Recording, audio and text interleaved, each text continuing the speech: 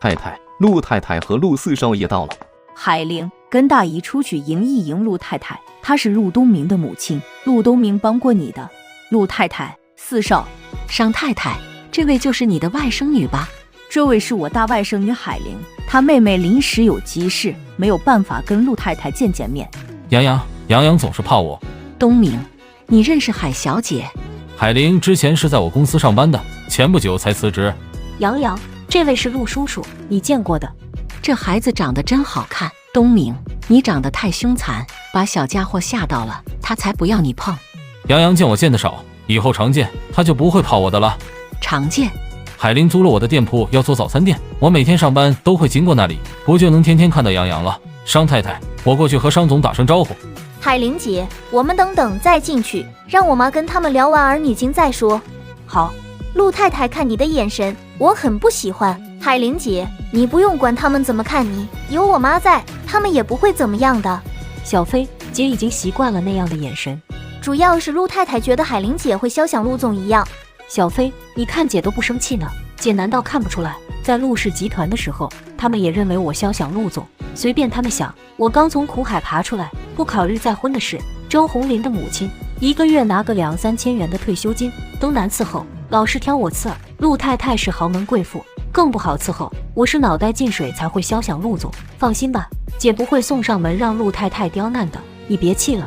海玲姐，你就是宽宏大量，换成是我，谁敢用那样的眼神看我？看我不撕了他，反正以后有我罩着你，谁敢给你脸色看，欺负你，跟我说，我帮你撕了他们。小军来了。小军，你咋现在才来？我迟到了吗？我看邀请函上的时间还来早了的。叮铃铃，海玲的手机响了。海玲，是我。海志明，有事？听说你离婚时从你丈夫那里分到了100多万元。你听谁说我分到那么多钱？我婚后没有上班，没有任何的收入。你婆婆说的。海玲，我现在生意不好做，亏得厉害，以前赚到的钱都亏没了，没有钱周转，你借我100万周转。海志明，你有没有照过镜子？你的脸有多大？你们那样对待我姐妹俩，你还好意思开口向我借钱？对，我是有100多万，但我不借给你，借给谁都不借给你。海玲，别这样嘛，我们怎么说也是兄妹。你看，当初你们姐妹俩太倔了，不让你老公家里给彩礼钱，人家不花钱就把你娶过去了，就不懂得珍惜你。以后你再嫁，可得让男方家里给一笔彩礼钱，让爷爷那里收着。花了大钱娶回家的老婆，人家知道肉疼，不敢随便就把你抛弃。你现在有那么多钱也花不完，借我100万周转过来了，就还给你。再说了，我生意亏成这样，也是因为你姐妹俩的原因。要不是你们写那些博文败坏我的名声，我的生意也不会一落千丈，导致现在都做不成了，还天天亏本。不借，1分都不借。怎么样，海玲肯借钱吗？爸，用脚趾头想也知道她不会借钱给我的。别说我们关系闹得更僵了，就算没有闹僵，谁肯借100万给我？那怎么办？海彤姐妹俩背后的靠山咋这么厉害？居然能让你们丢工作的丢工作，生意亏本的亏本。你那生意又不是什么大生意，就小本生意也受到影响。志明，等你奶奶出院回来后，我们大家再商量，按照海彤的要求真诚的道歉，看看能不能缓解一下。只要他们俩不再计较，说不定就好了。海玲姐妹俩也太狠了点儿，我们是有错在先，不过发了一篇博文，请了点水军网报了一下他们而已，他们也反击了。我们最近2个月也不好受，损失多大呀？打成平手了，他们还咬着不放，非要把我们逼上绝路。他们心里始终在记恨着我们，记恨着当年的事情。爸，我们和他姐妹俩这辈子估计都和解不了。三叔的房产，我敢说他们也会回来争的。那是我们海家的宅基地，出嫁女没有份了，他们回来争也没用。爸，儿女都有继承权的，只是咱们农村习惯性把家产留给儿子而已。那你说怎么办？现在我们明显处于劣势了，当初就不应该那样做。你奶奶生病要花的钱，她自己的私房钱都有几十万，我们每家出一点，也够她治病的了。我再去打听，到底是谁在背后给他们撑着腰？他们还敢纠缠你们要钱？想跟我借钱，说生意不好做，亏死了，要借100万周转。脸真够大的，我总以为在宛城，我商小飞是最厚颜无耻的了，别人都是这样说我的，说我不要脸去追求占上，说我厚颜无耻什么的，跟你老家的亲戚比，我的脸皮薄多了。小飞，犯不着跟那些人生气，我姐妹俩和他们这辈子都不可能真正和解的。走，咱们去吃东西喝酒，小飞，你家的点心师做的点心特别好吃，我今晚要放开肚皮大吃特吃。等苏南来的时候，沈小军已经吃饱喝足，还醉了。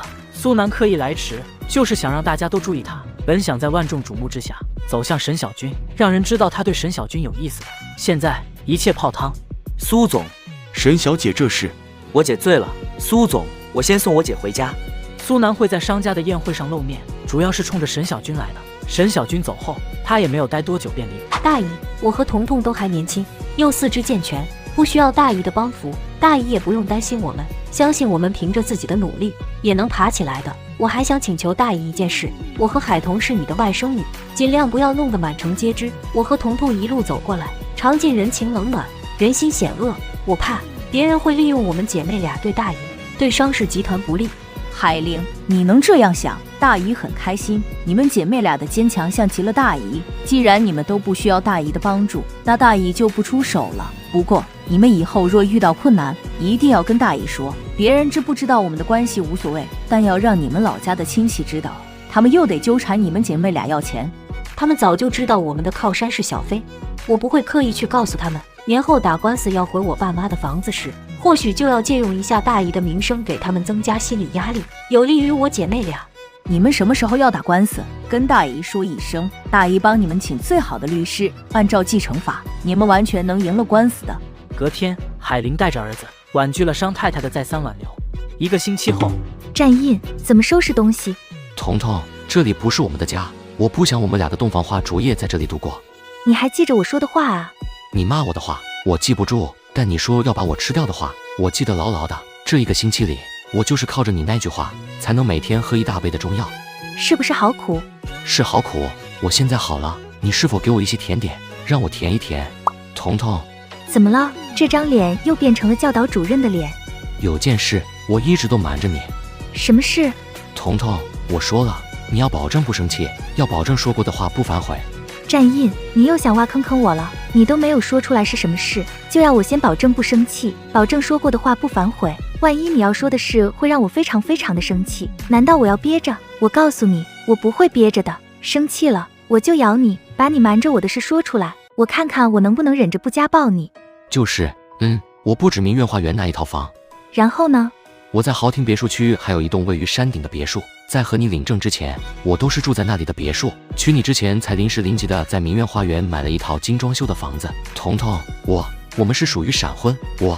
我知道你为什么会瞒着我，无非是怕我知道你有一栋别墅，贪图你的钱而已。在战氏集团当高管，你的年薪多少？好几百万吧，能买得起过千万一栋的别墅，很正常。我也知道从领证开始，你就在防着我，把我当成心机女，怀疑我是图你的钱。战印，你有一栋别墅都瞒着我，自己做不到完全坦诚。那个晚上也好意思冲我发火，说我有事瞒着你，不把你当成一家人，说你只许州官放火，不许百姓点灯，你还不服气了？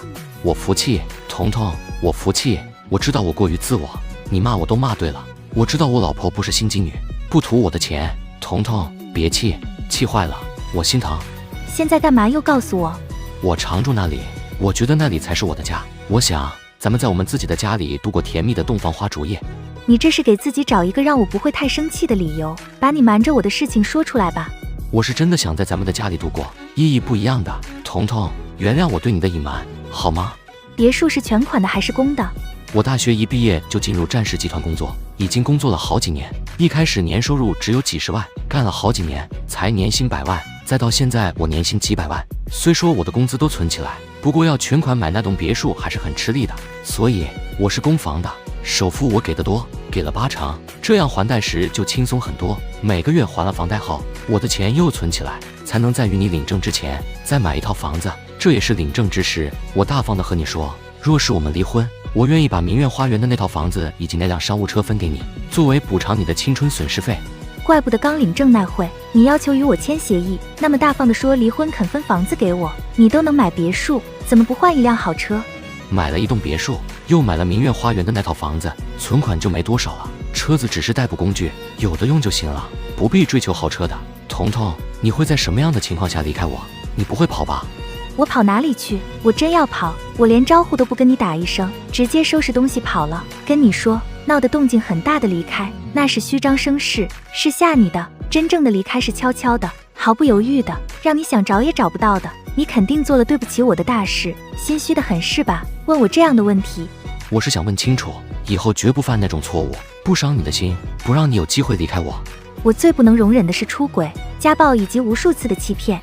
我不会出轨，也不会家暴的。但愿你能说到做到吧。留着时间来证明一切。战印，咱们不是要回去吗？感觉我老婆比我猴急。你想多了，我离家1个星期，我想我姐了，想杨洋了，想我的闺蜜们，连奶奶我都想，迫不及待的想回去。苏总给我们安排了私人飞机，我已经联系上机组人员了，咱们走吧。战印，苏总是真心不错，你是怎么抱上他的粗大腿的？不知道他和小军能不能擦出火花？那么优秀的男人，一直单身就太可惜了。我和苏总是共事的时间长了，关系好的，我没有刻意去抱他的粗大腿，就算他们擦不出火花，也能成为朋友的。走吧，回家喽。